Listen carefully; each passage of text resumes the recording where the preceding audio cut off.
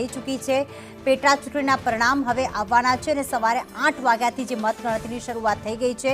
કડીના જે ઉમેદવાર છે તેમણે પણ જીતનો વિશ્વાસ વ્યક્ત કર્યો હતો। આવો સાંભળીએ તેમણે શું કહ્યું।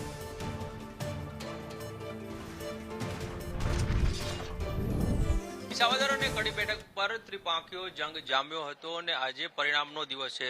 ગણતરીના કલાકોમાં પરિણામ જાહેર થશે અને કોનું ભાવિ જે છે તે ખુલ્યું છે તે ગણતરીના કલાકોમાં જ ખ્યાલ આવશે। કડી બેઠક ઉપર કોંગ્રેસના જે ઉમેદવાર રમેશ ચાવડા જે છે તે આપણી સાથે છે, તેની સાથે વાત કરીશું। રમેશભાઈ, પરિણામનો દિવસ છે, કેટલી જીત માટે આશ્વસ્ત છો અને કેટલી લીડની અપેક્ષા રાખી રહ્યા છો?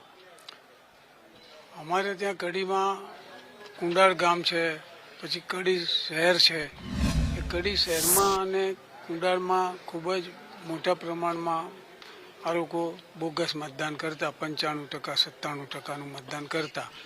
આ વખતે અમે બરાબર સકંજો કસીને ત્યાં એજન્ટો એટલા મજબૂત બેસાડ્યા કે એ લોકો આ વખતેની ચૂંટણીમાં માત્ર 55%નું જ મતદાન કરી શક્યા। એટલે 30%થી વધારે મતદાન એ લોકો ઓછું થયું છે ભાજપનું, જે પર્ટિક્યુલર જે દર વખતે થતું એનું। એટલે એટલું મતદાન ઓછું થયું છે અને સામે ગામડાઓમાં અમારું મતદાન થોડું ઊંચું થયું છે। એટલે એના કારણે હું સમજુ છું કે અમે પાતળી બહુમતી એટલે 5-7 હજાર મતથી અમે જીતવાની અમારી એ લાગે છે કે એટલી સરાસરીથી અમે જીતી જઈશું। હવે ચૂંટણી પંચમાં પણ ફરિયાદ કરી હતી, શાના સંદર્ભે ફરિયાદો કરી? ચૂંટણી પંચમાં અમારે ત્યાં એક મુસ્લિમ ગામ છે, એ મુસ્લિમ ગામમાં અમારે નંદાસણના એક મીર સાહેબ કરીને ભાજપના આગેવાન છે, એ ત્યાં જઈને મુસ્લિમ સમાજના લોકોને પૈસા આપીને મત ખરીદવાનું ચાલતું હતું, હોર્સ ટ્રેડિંગ ચાલતું હતું। એટલે ત્યાં ચાલ્યું ને પછી અમને જ્યાં સમજ પડી કે ભાઈ અહીંયા આવું ચાલે છે, એટલે અમારા મુસ્લિમ આગેવાનો જે હતા મિત્રો, એ લોકો ત્યાં જઈને પછી ત્યાંથી મીર સાહેબને ઉઠાડી દીધા અને એમની વિરુદ્ધમાં ચૂંટણી પંચમાં ફરિયાદ કરવાની પેલી જોગવાઈ કરી છે। રમેશભાઈ, જે જીતનો વિશ્વાસ વ્યક્ત કરી રહ્યા છે, કયા કયા મુખ્ય કારણો? મુખ્ય કારણમાં તો એમનું જે મતદાન જે ઊંચું થતું હતું એ નીચું થયું છે, એની સામે અમારું મતદાન ઊંચું થયું છે।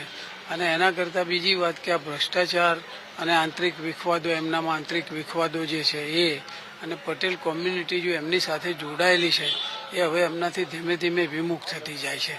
કારણ એ લોકો તો બુદ્ધિશાળી લોકો છે, બુદ્ધિશાળી છે એટલે એમને હવે ખબર પડે છે કે સાલું ખોટું બહુ થાય છે અને આ લોકો બધા જે લોકો જોડે 10 વર્ષ પહેલાં કંઈ નહોતું, એ કંઈ જ પેલી પરિસ્થિતિઓ નથી, એ આજે કરોડો રૂપિયાની માલિકીવાળા પેલા આસામી થઈ ગયા છે।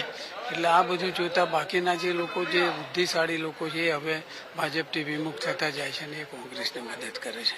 તો જે પ્રમાણે રમેશ ચાવડા છે વિશ્વાસ વ્યક્ત કરી રહ્યા છે કે પાતળી બહુમતી સાથે તે જીત મેળવશે અને તેમની સાથે જે કોઈ વર્ગ હતો ને તે જે એજ્યુકેટેડ વર્ગ હતો ને તે એજ્યુકેટેડ વર્ગ તેનાથી ખસતો જાય છે। સાથે જ ભાજપ દ્વારા બોગસ વોટિંગ કરાવવામાં આવે છે તેવો આરોપ પણ તેમના દ્વારા લગાડવામાં આવ્યો છે અને આ બે મહત્વના કારણો છે રમેશ ચાવડાની જીત માટેના, અને તે આ કારણો તેમના દ્વારા વ્યક્ત કરવામાં આવ્યા છે। આ ગણતરીની જો વાત કરવામાં આવે તો પહેલા બેલેટ પેપર છે તેનું કાઉન્ટિંગ કરવામાં આવશે અને ત્યારબાદ 21 રાઉન્ડમાં ગણતરી જે છે તે કરવામાં આવનાર છે। ત્યારે જોવાનું રહ્યું કે હવે કોની જીત થાય છે અને કોને હાર મળે છે। કેમેરામેન ચેતન પરમાર સાથે કશ્યપ જોશી, સંદેશ ન્યૂઝ, મહેસાણા।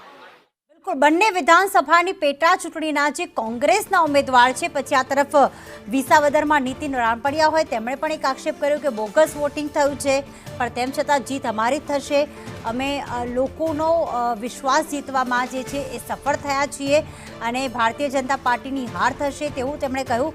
તો આ તરફ કડી કે જ્યાં રમેશ ચાવડા જે પૂર્વ ધારાસભ્ય 2012થી 2017 સુધી કડી વિધાનસભામાં ધારાસભ્ય પણ રહી ચૂક્યા છે અને એમને જ પર વિશ્વાસ મૂક્યું છે, કારણ કે એક જૂના નેતા છે, કદ્દાવર નેતા છે, લોકોનો વિશ્વાસ પહેલાં પણ જીતી ચૂક્યા છે, જમીની સ્તરે કાર્યરત રહ્યા છે, જેના કારણે તેમણે પણ જીતનો વિશ્વાસ કડી વિધાનસભામાં વ્યક્ત કર્યો।